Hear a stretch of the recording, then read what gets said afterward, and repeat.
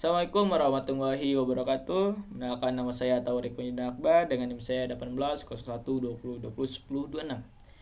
Dan sini saya akan memaparkan hasil skripsi saya dengan judul Rancang Bangun Monitoring Suhu Air pada Kolam Budidaya Lobster di Tawar menggunakan plafon Antares. Yang dimana dosen pembimbing saya di sini ada Pak Halanda Arif Kusuma, di sini ada Pak Hanifah Roja. Budidaya lobster itu sangat menarik, tapi dalam segi monitoring masih sangat manual. Oleh karena itulah di sini ada Internet of Things. Lalu sesuai dengan Kominfo, bahwasanya saya perlu berada di Indonesia. Karena hal itulah di sini sebagai rumusan masalah, di mana tujuannya itu merancang dan mengembangkan suatu perangkat monitoring untuk segala macam pemijahan plafon Antares. Di sini prosesnya ada 3, yaitu sensor suhu, plafon Antares, lobster air tawar untuk proses peminjahan skala kecil. Lalu manfaat monitoring ini yaitu memerintah petani budidaya lobster dan juga untuk mempermudah monitoring dalam budidaya. Di mana di kajian itu ada 3 poin, yang pertama lobster air tawar, sensor suhu yang menggunakan IDS 1820, IoT yaitu menggunakan plafon Antares, yang dimana lokasinya itu di laboratorium BRIN Bandung, uji lapangan di UTBK Balai Benih Ikan Dinas Pertanian dan Pangan Kabupaten Bandung. Lalu prosedur penelitian dari mulai studi literatur, rumusan masalah, perancangan sistem di mana ada 3, perangkat lunak, perangkat keras, dan IoT. Lalu kalibrasi sensor, uji laboratorium, uji lapangan, yang dimana hasil datanya akan dianalisis dan dibahas lalu dikesimpulan. Lalu di sini ada input proses output yang menggunakan sensor suhu, diproses menggunakan ESP32, lalu outputnya ada 3, SD card, TFT, dan plafon Antares. Lalu yang dimana perancangan sistemnya itu dimulai dari cek TFT, cek SD card, cek sensor, lalu menghubung ke Wi-Fi. Lalu kita akan menggunakan network NTP, lalu akan menuliskan tulisan awal. Lalu di mana pada void loop-nya itu akan menampilkan, menyimpan, mengirim. Yang di mana datanya yang dikirim datanya itu suhu dan waktu. Lalu akan delay selama 10 menit. Setelah itu di sini ada analisis data, yang di mana analisis datanya itu ada kalibrasi sensor. Yang pertama itu RMSE, standar deviasi regresi linear. Lalu pada analisis jaringan di sini ada 4, yaitu end-to-end delay, paket VDR, latensi, dan throughput. Pada uji posisional sensor suhu, TFT, modul SD card, alhamdulillah berhasil. Lalu pada kalibrasi sensor di sini akan mendapatkan RFC 0,21 derajat Celcius, R kuadrat 0,996 dan errornya 0,47%, standar deviation 4,10. Lalu pada sensor suhu ruangan di sini RSM 0,47%,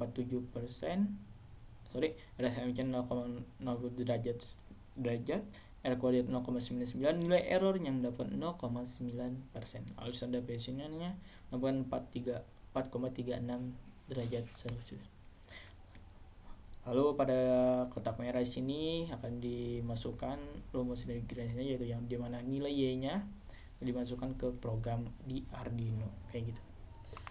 Dan sensor ini mendapatkan akurat. Lalu ini skematiknya yang dimana menggunakan HDA, lalu PCB-nya yang sudah dicetak, dan ini perangkat yang akan digunakan di lapangan.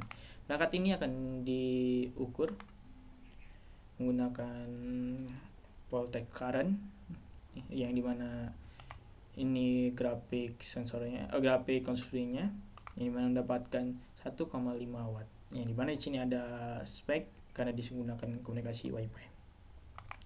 Di tampilan plafon Antares, dan ini plafon ini akan digunakan di uji lapangan, di mana perangkat saya di atas, lalu sensornya pada di bawah. Data ini akan dikirim ke menggunakan plafon menggunakan format JSON seperti yang di depan. Lalu di sini mendapatkan delay pengiriman data dalam interval 10 menit dengan dominan 2 detik. Lalu pada jumlah data pada 2 detik mendapatkan 570 data. Lalu pada PDR, alhamdulillah semua data diterima semua, makanya 100%.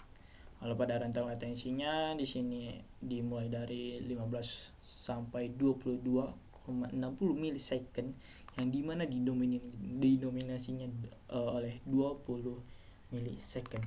Lalu pada throughputnya di sini kecepatan pengiriman dapat sebesar 430 bit per second. Lalu pada pola suhunya pada hari keempat ada penurunan dikarenakan perangkatnya mati.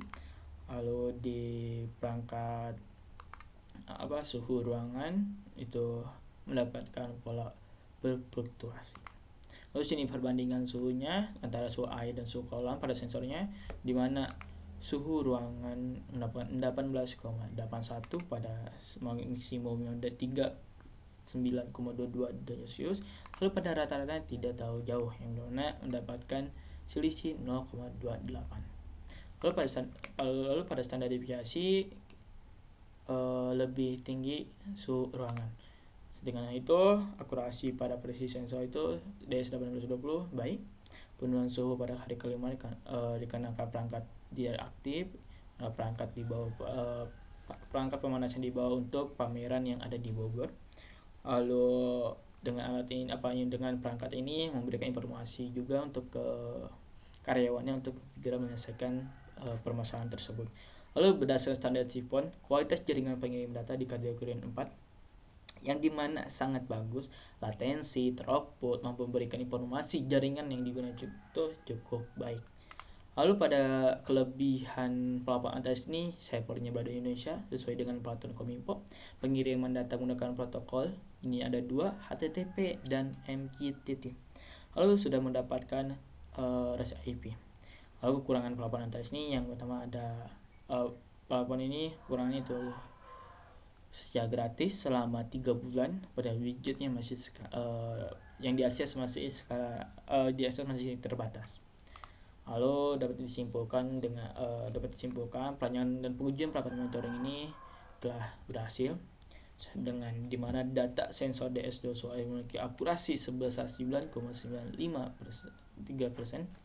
dan sensor DS2SO ruangan mendapatkan sebesar 99,3%. Lalu pada PDR 100% end-to-end delay mendapatkan 2 detik. Lalu latensi sebesar 20 milisecond, throughput sebesar 4,3 bit per second. Lalu hasil monitoring ini dapat dilihat secara real time menggunakan paparan Antares. Saya untuk next time yang untuk kedepannya mengembangkan sebuah perangkat yang berupa sistem kontrol yang integrasi dengan sistem IoT yang dimana bisa mengukur suhu air otomatis. Oke, sekian dari saya. Assalamualaikum warahmatullahi wabarakatuh.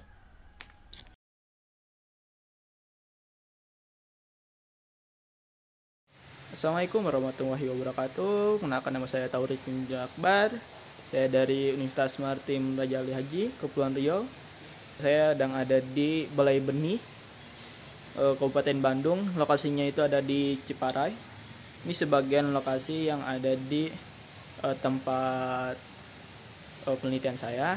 Yang di belakang itu bak yang nanti dibuat monitoring budidaya lobster.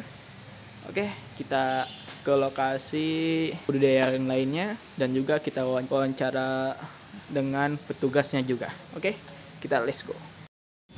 Oke, nama apa dengan Pak Yana ya, Pak? Pak Anan. Pak Anan. Oke, Pak, di sini sebagai tugas apa, Pak? Saya sebagai tenaga harian lepas honorer. Oh, honorer. Udah berapa lama, Pak, di sini, Pak? Kalau di sini saya udah dari tahun 2005. Udah lama juga berarti. 2005. Di sini ada budidaya apa aja sih, Pak? Kalau di sini ada budidaya yang punya sertifikat nih 3 komoditas. Ikan mas, lele, nila. Ikan mas Majalaya, si mantap. Kalau lelenya mutiara itu. Kalau ikannya nila nirwana.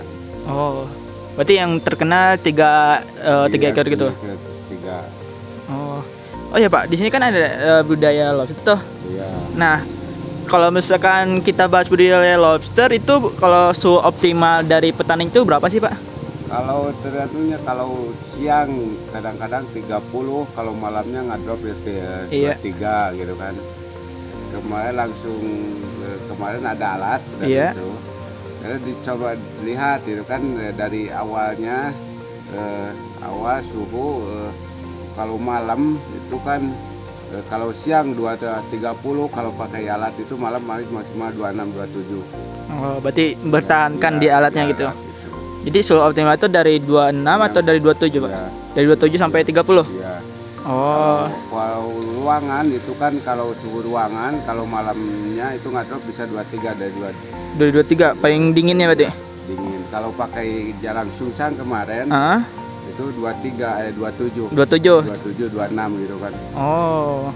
Terus Pak, kalau masalah pemijahan nih, itu kalau kita ngebibit dari 0 itu berapa lama, Pak? Kemarin pakai itu di alat di jalan Sungsang itu kan maksimal 1 bulan. 1 bulan ya? Udah bertelur itu. Oh, udah bertelur terus sudah beranak juga sekarang. Oh, oke. Mungkin segitu aja ya Pak untuk wawancaranya. Terima kasih udah mengganggu juga Pak. Enggak. Oke, sekian. Ya.